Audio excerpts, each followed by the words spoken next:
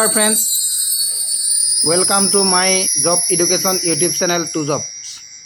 বন্ধু বান্ধৱীসকল, মই টু জব চেনেলৰ জৰিয়তে আপোনালোকৰ কাৰণে আজি আসাম গভৰ্ণমেণ্টৰ আসাম লেণ্ড ৰেকৰ্ড বিভাগৰ পৰা প্ৰকাশিত এটা বিজ্ঞাপন লৈ আহিছোঁ। বিজ্ঞাপনটো আপোনালোকে নিশ্চয় দেখা পাইছে। এইটো এডভাৰটাইজমেণ্ট। এই এডভাৰটাইজমেণ্টটো 15 মাৰ্চ তাৰিখে প্ৰকাশ কৰা হৈছে। ইয়াতে আপোনাৰ যিখিনি পদ আছে, পদখিনি মই আপোনালোকক দেখাবৰ কাৰণে চেষ্টা কৰিছোঁ। প্ৰথমতে আপোনালোকে চাওক পদটো কি। ইয়াতে মুঠ যিহেতু 552টা ভেকেঞ্চি আছে। আপোনালোকে দেখিছে টোটেল ভেকেঞ্চি অফ 552টা।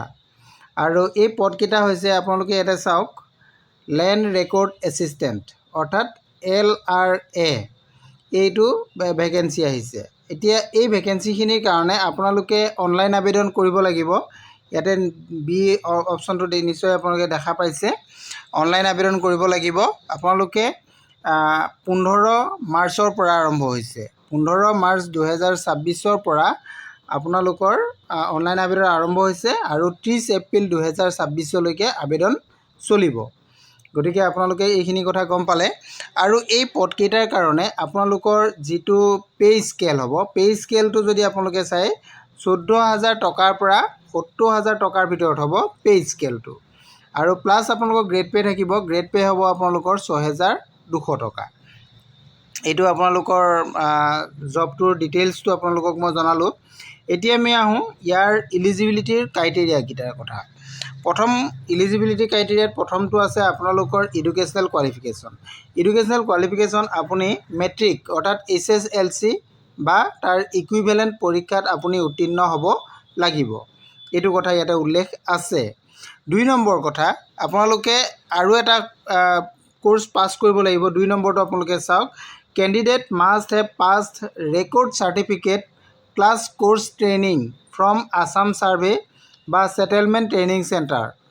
এই ছেটেলমেণ্ট ট্ৰেইনিং চেণ্টাৰৰ পৰা গুৱাহাটীৰ পৰা আপোনালোকে এইটো কোৰ্চটো ৰেকৰ্ড চাৰ্টিফিকেট লোৱা হ'ব লাগিব। এই কোৰ্চটো আপোনালোকে পাছ কৰা হ'ব লাগিব বা ট্ৰেইনিং কৰা হ'ব লাগিব। তেতিয়াহে আপুনি এইটো পদৰ কাৰণে আপুনি আবেদন কৰিব পাৰিব। এইটো 2 নম্বৰ। 3 নম্বৰতে আপোনাক কোৱা হৈছে যে আপুনি কম্পিউটাৰ লিটাৰেচি হ'ব লাগিব। এইটো কথা ইয়াতে উল্লেখ কৰিছে। আপোনালোকে চাওক, এইটো কম্পিউটাৰ লিটাৰেচি আপোনাৰ হ'ব লাগিব। মিনিমাম 30 ৱৰ্ড পাৰ মিনিট আপুনি টাইপিং কৰিব পাৰিব লাগিব। আছামিজ আৰু বাঙালী দুটা ভাষাত দিয়া হৈছে। আছামিজ বা বাঙালী ভাষাত আপুনি প্ৰতি মিনিটত 30টা ৱৰ্ড আপুনি টাইপিং কৰিব পাৰিব লাগিব। 4 নম্বৰত আছে আপোনাৰ বয়স। বয়সটো যদি আপুনি চাই 21 বছৰৰ পৰা 40 বছৰৰ ভিতৰত আপোনাৰ বয়সটো হ'ব লাগিব 1/1/2025 তাৰিখৰ ভিতৰত। 1/1/2025 ভিতৰত আপোনাৰ বয়স 21ৰ পৰা 40 বছৰ হ'ব লাগিব। ইয়াতে ৰিজাৰ্ভেশ্যন কেটেগৰীখিনিৰ কাৰণে এক্সট্ৰাকৈ কোৱা হৈছে। এইটো আপোনালোকে চাওক, ৰিজাৰ্ভেশ্যন কেটেগৰীখিনিয়ে ৰিজাৰ্ভেশ্যনটো ইয়াতে লাভ কৰিব পাৰিব। আৰু ইয়াতে এজ লিমিটৰ কাৰণে আপোনালোকে ক্লাছ 10 বা ক্লাছ 12 বা এডমিট কাৰ্ড বা পাছ চাৰ্টিফিকেট, মাৰ্কশ্বিট এইবিলাক আপোনালোকে ইয়াতে প্ৰডিউচ কৰিব পাৰিব। তাৰ পৰা আপোনাৰ যিটো ডেট অফ বাৰ্থ আছে এইটো মতে আপুনি ডেট অফ বাৰ্থটো ইউজ কৰিব লাগিব। আৰু তাৰপিছত আপোনালোকৰ ডকুমেণ্ট ভেৰিফিকেশ্যনৰ কথা আছে। টেষ্টিমনিয়েল যিখিনি ভেৰিফিকেশ্যন হ'ব চিলেকশ্যন প্ৰচিডিঅ'ত আপোনালোকৰ টেষ্টিমনিয়েলবিলাক টেষ্ট হ'ব, স্কিল টেষ্ট হ'ব, ডকুমেণ্ট ভেৰিফিকেশ্যন হ'ব। তেনেধৰণে আপোনালোকৰ চিলেকশ্যন হ'ব। আৰু ইয়াত এপ্লাই আপোনালোকে কেনেকৈ ধৰিব? এপ্লাইটো আপোনালোকে চাওক, ইয়াতে 7 নম্বৰ এড দিয়া হৈছে যে online application form. Online application আপোনালোকে কৰিব লাগিব। এইটো কথা ইয়াতে উল্লেখ কৰি দিছে। নিশ্চয় এইটো বুজি পাইছেই আপোনালোকে। গোটেইখিনি কথা মই আপোনালোকক ক'লোৱেই যে এইকেইটা কি বস্তু লাগিব। আপোনালোকৰ ডকুমেণ্টছসমূহৰ কথাও ইয়াতে কৈছোঁৱেই। ক্লাছ 10 বা 12 এক্সামিনেশ্যন এডমিট কাৰ্ড আপুনি লাগিব ডেট অফ বাৰ্থৰ কাৰণে। আৰু আপোনালোকৰ চাৰ্টিফিকেট, মাৰ্কশ্বিটসমূহ দিব লাগিব। আৰু যিটো আপোনালোকৰ ট্ৰেইনিং চাৰ্টিফিকেট সেইটো আপোনালোকে দিব লাগিব। RCCC পাছ চাৰ্টিফিকেট বুলি কোৱা হৈছে যাক, এইটো লাগিব। আৰু যদি আপুনি এজৰ ৰিজাৰ্ভেশ্যন বিচাৰে তেনেহ'লে আপুনি এইটো কাষ্ট চাৰ্টিফিকেট আপুনি তাত প্ৰডিউচ কৰিব লাগিব। তেনেধৰণে ডকুমেণ্টছসমূহ আপুনি প্ৰডিউচ কৰিব লাগিব। আৰু লগতে আপোনালোকৰ মোবাইল নাম্বাৰ বা হোৱাটছআপ নাম্বাৰ, ইমেইল এড্ৰেছ আপুনি দিব লাগিব। এইটো মেণ্ডেটৰী, এইটো লাগিবই। এইখিনি বস্তু আপুনি দিব লাগিব। এতিয়া অনলাইন আবেদন আপুনি চাওক, অনলাইন আবেদন কৰিবলৈ হ'লে আপুনি ক'ত যাব লাগিব?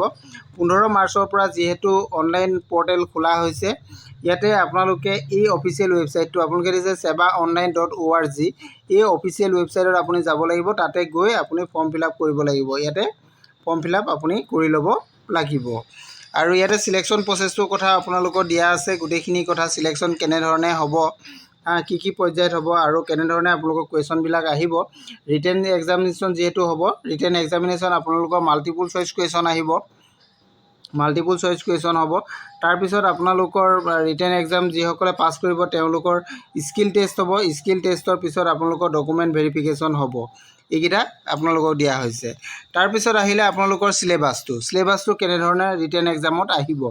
ইয়াতে যিহেতু আপোনালোকৰ 100 কুৱেশ্যন 100 মাৰ্ক যিহেতু থাকিব, তাতে আপোনালোকৰ ৰিটেন এক্সামৰ 2খন পেপাৰ হ'ব। এখন হ'ব আপোনালোকৰ পেপাৰ 80 মাৰ্কছ থাকিব এখন পেপাৰত, আৰু এখন পেপাৰত আপোনালোকৰ 20 মাৰ্কছ এইটো থাকিব, যিটো আপোনালোকৰ স্কিল টেষ্ট হ'ব, তাত 20 মাৰ্কছ থাকিব। আপোনালোকৰ 80 মাৰ্কছত আপোনালোকৰ কি কি আহিব আপোনালোকে এইকেইটা চাওক। ৰিটেন এক্সামত যিহেতু 80 মাৰ্কছ থাকিব, তাতে প্ৰথম থাকিব মেথামেটিক্সটো আপোনালোকৰ ক্লাছ 10 লেভেলৰ হ'ব, তাতে থাকিব 10 মাৰ্ক। তাৰপিছত কনজাৰ্ভেশ্যন ছাৰ্ভেত থাকিব আপোনালোকৰ 50 মাৰ্ক, আৰু মডাৰ্ণ ছাৰ্ভেত থাকিব আপোনালোকৰ 20 মাৰ্ক। এইকেইটা মিলাই আপোনালোকৰ 80 মাৰ্কছৰ এইটো MCQ হ'ব, যিহেতু মাল্টিপুল চইচ কুৱেশ্যন আহিব, এইকেইটা 80 মাৰ্কছৰ। তাৰপিছত আপোনালোকৰ ইয়াতে নিগেটিভ মাৰ্কো থাকিব, কিন্তু আপোনালোকে চাব ইয়াতে যিখিনি কুৱেশ্যন থাকিব, এই কুৱেশ্যনবিলাকত আপোনালোকে যদি 4টা কুৱেশ্যন এনচাৰ আপোনালোকে ৰং দিয়ে, তেনেহ'লে আপোনালোকৰ 1 নম্বৰ কটা যাব। এইটো কথা ইয়াতে উল্লেখ কৰা আছে, আপোনালোকে চাই ল'ব পাৰিব। আৰু আপোনালোকৰ যিটো স্কিল টেষ্ট হ'ব, স্কিল টেষ্টত আপোনালোকৰ কম্পিউটাৰ প্ৰফিচিয়েঞ্চিৰ ওপৰত হ'ব, তাতে 20 মাৰ্ক থাকিব। এইটো পেপাৰ 2nd, এইটো স্কিল টেষ্ট। আপোনালোকৰ টাইপিং টেষ্টটো লোৱা হ'ব তাতে, যিটো 30 ৱৰ্ড পাৰ মিনিটছ আপোনালোকে টাইপিং কৰিব লাগিব। তাৰ ওপৰত আপোনালোকৰ 20 মাৰ্কছৰ এইটো স্কিল টেষ্ট হ'ব। এইটো কথাই ইয়াতে উল্লেখ কৰা হৈ গৈছে। গতিকে আপোনালোকে গোটেইকেইটা বুজি পালে। আৰু ইয়াত কোৱালিফাই হ'বলৈ হ'লে কাট অফ মাৰ্কৰ বিষয়ে ইয়াতে উল্লেখ আছে, আপোনালোকে চাব পাৰিব।